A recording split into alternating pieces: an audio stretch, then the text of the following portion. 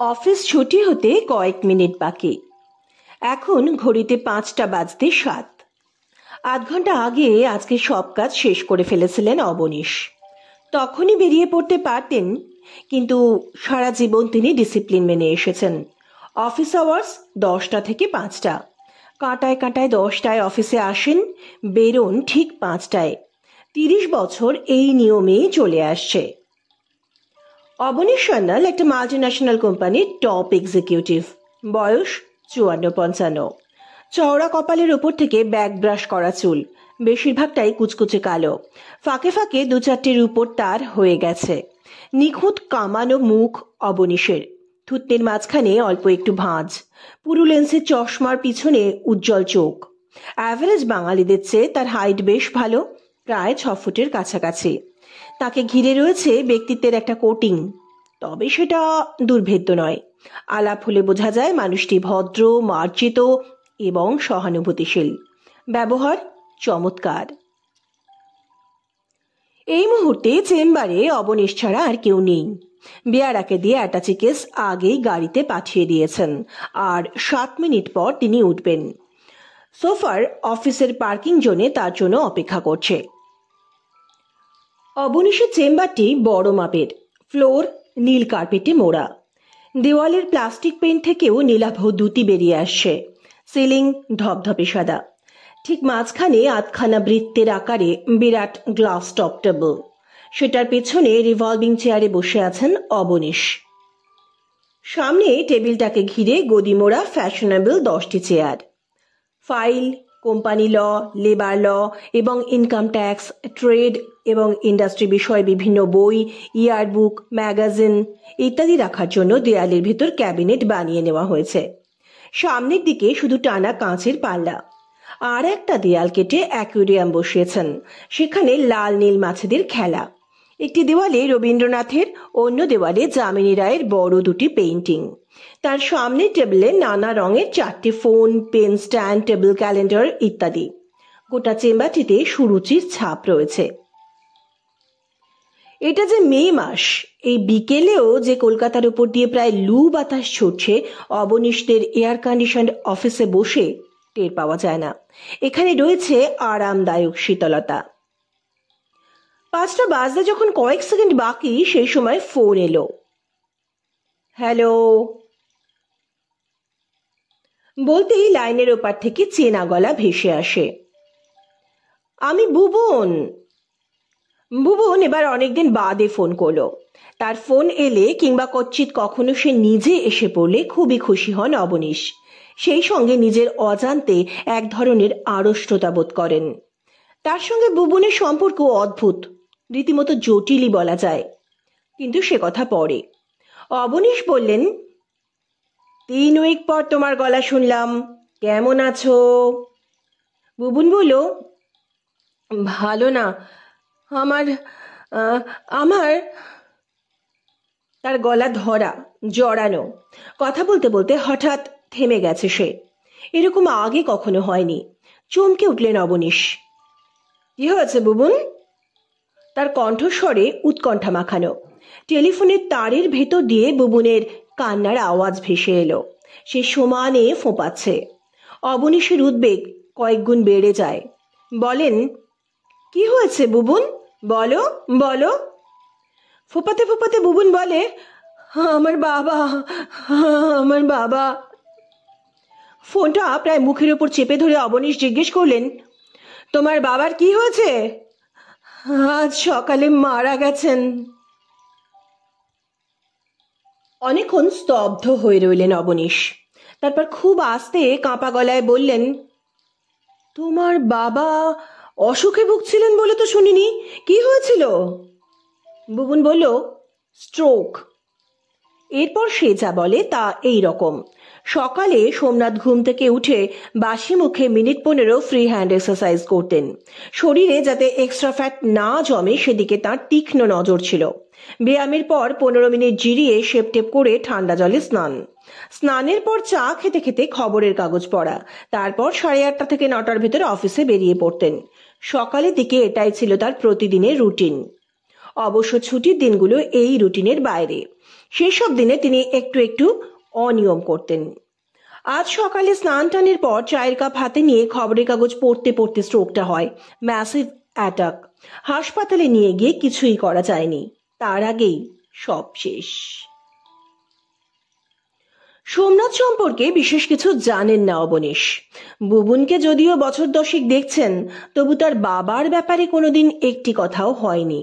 তার দৈনন্দিন জীবনযাত্রা কেমন ছিল সে সম্পর্কে সামান্য কিছু খবর আজই প্রথম জানা গেল।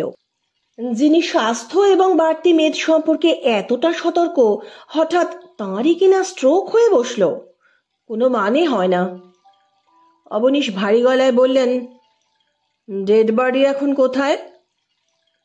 হাসপাতাল থেকে রিলিজ করে দেবার পর কিছুক্ষণ আগে বাড়িতে নিয়ে এসেছি।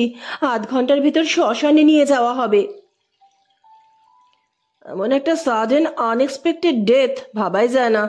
তোমাকে কি যে বলবো বুঝতে পারছি না। এ সময় ভেঙে পড়লে চলবে না বুবুন, মনে জোর আনো।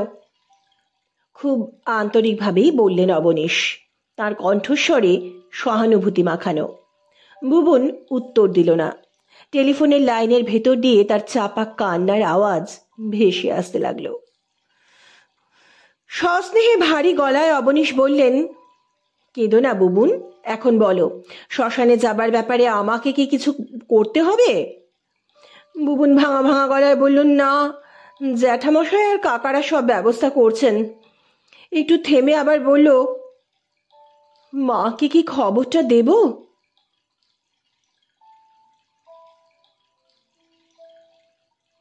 নমস্কার বন্ধুরা, ঝিমলির সাথে রহস্য গল্পে আপনাদের সকলকে স্বাগত। আজকে আমরা শুনছি প্রফুল্ল রায়ের লেখা সম্পর্ক। গল্পটি ভালো লাগলে লাইক, শেয়ার, কমেন্টস এবং চ্যানেলটি সাবস্ক্রাইব করার জন্য অনুরোধ রইল। আসুন শুনি সম্পর্ক। হকচকিয়ে গেলেন অবনীশ। বুবুনের বাবার মৃত্যুর সঙ্গে অন্য একটা দিক যে জড়িয়ে আছে তা খেয়াল ছিল না। কিছুক্ষণ বিমূঢ়ের মতো বসে থাকার পর রুদ্ধশ্বাসে বললেন, হ্যাঁ হ্যাঁ হ্যাঁ, নিশ্চয়ই খবর দেবে। আমাদের বাড়িতে ফোন করো। আচ্ছা। বুবুন লাইন কেটে দিল। আস্তে আস্তে ফোনটা নামিয়ে রাখলেন অবনীশ। নিচে সোফার যে গাড়ি নিয়ে তার জন্য অপেক্ষা করছে তা একেবারেই ভুলে গেলেন। বুবুনের মা অর্থাৎ শোভনা এক সময় ছিল সোমনাথের স্ত্রী। 12 বছর আগে তার ডিভোর্স হয়ে যায়। এর বছর 2 বাদে অবনীশের সঙ্গে রেজিস্ট্রি ম্যারেজ। আগের পক্ষের একটি ছেলে রয়েছে শোভনার, বুবুন। অবনীশের সঙ্গে বিয়ের সময় বুবুনের বয়স ছিল 10। এখন সে 20 বছরের টকবগে যুবক। প্রেসিডেন্সি থেকে এবছর ইকোনমিক্স অনার্সে পার্ট 2 দিয়েছে। ডিভোর্সের সময় কোর্ট থেকে যে রায় দেওয়া হয়েছিল তাতে ছেলের অধিকার পেয়েছিলেন সোমনাথ। বুবুন তার কাছেই থাকে, তবে শোভনার বা বুবুনের ইচ্ছে হলে পরস্পরকে দেখতে আসতে পাবে। পূর্বতন স্বামীর বাড়িতে গিয়ে ছেলেকে দেখে আসার প্রশ্নই নেই। প্রথম 2-3 বছর ড্রাইভারকে দিয়ে বুবুনকে শোভনার কাছে পাঠিয়ে দিতেন সোমনাথরা। একটু বড় হবার পর বুবুন একা একাই আসতে শুরু করে।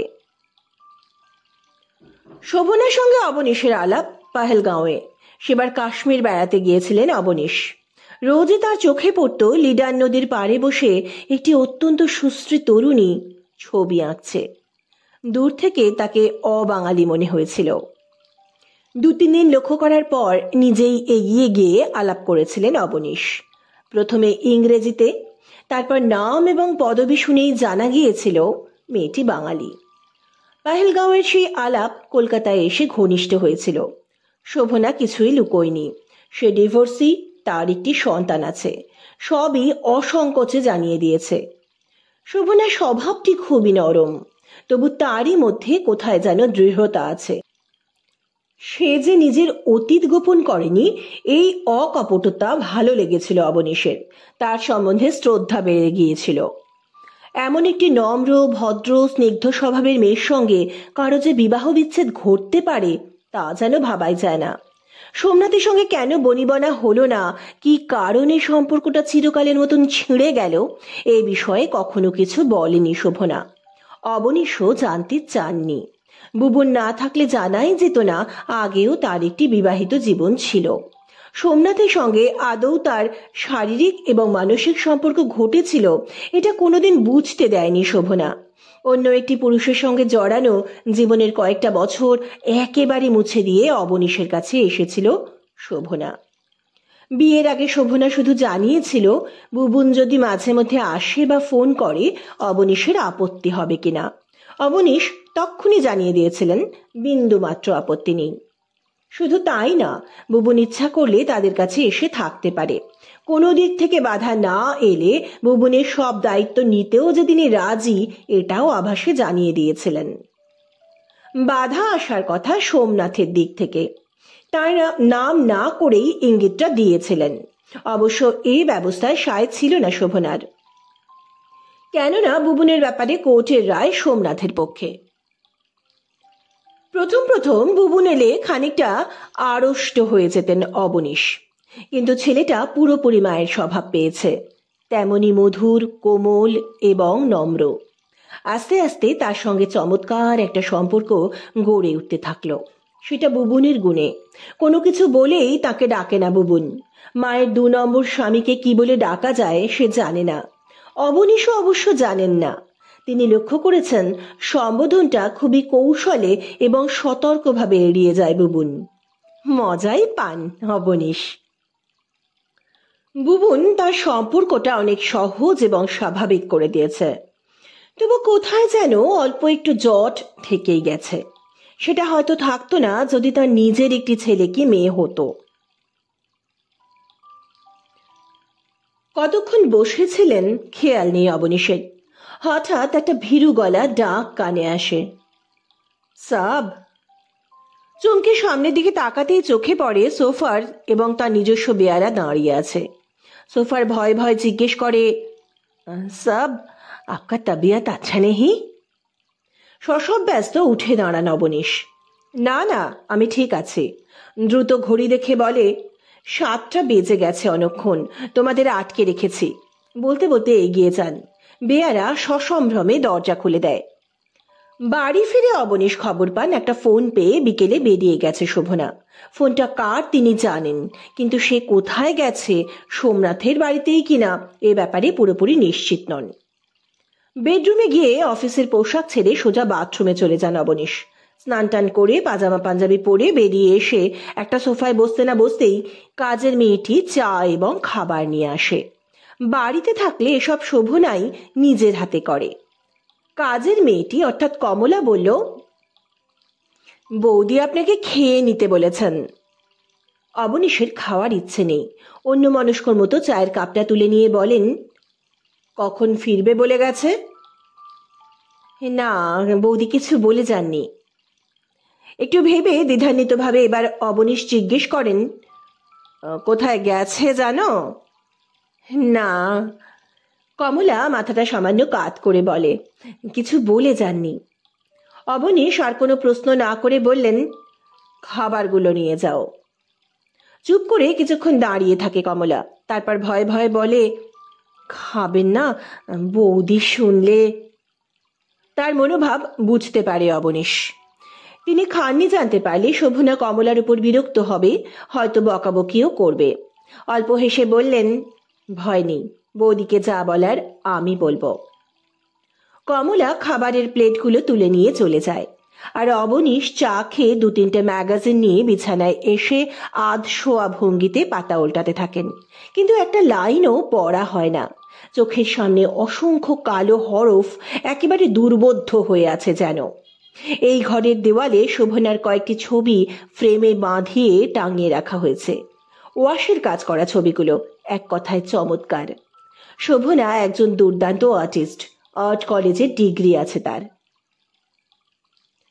ম্যাগাজিন থেকে চোখ তুলে দেয়ালের দিকে তাকান অবনীশ, কিন্তু ছবিগুলো তার কাছে ঝাপসা লাগে। এই শোবার ঘর, খাট, ডিভান, ফ্যাশনেবল ক্যাবিনেট, জানলার বাইরে রাতের কলকাতার দৃশ্যাবলী, কিছুই যেন তিনি দেখতে পাচ্ছেন না। দূর মনস্কর মতো শোভনার কথাই ভাবতে থাকেন। এখনো ফিরে আসছে না কেন সে?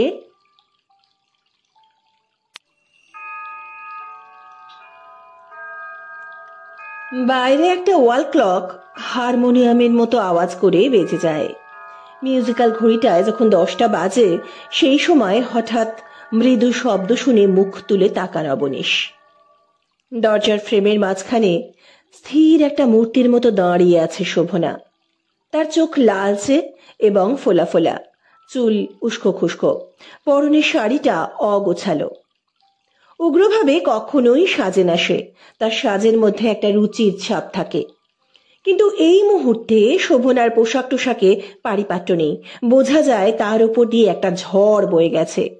অবনীশ কয়েক পলক শোভনার দিকে তাকিয়ে থাকেন, তারপর আস্তে আস্তে উঠে আসেন, বলেন, কোথায় গিয়েছিলে? বুবুনদের বাড়ি?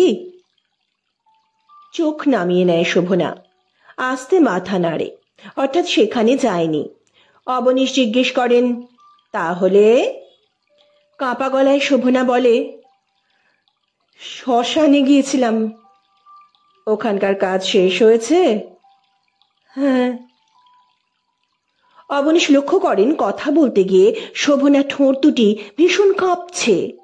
গভীর সহানুভূতিতে স্ত্রীর কাঁধে একটা হাত রেখে তাকে কাছে টেনে আনেন অবনীশ। কোমল স্বরে বলেন, ঘরে এসো। অবনীশের স্পর্শে শোভনার মধ্যে বিপর্যয়ের মতো কিছু ঘটে যায়। স্বামীর বুকে মুখ রেখে হঠাৎ উচ্ছ্বসিত হয়ে কেঁদে ওঠে সে।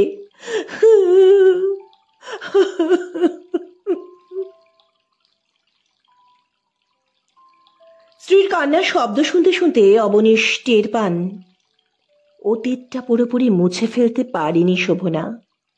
সোমনাথের জন্য তার বুকের কোথাও অনাবিষ্কৃত গোপন একটা দিকও ছিল।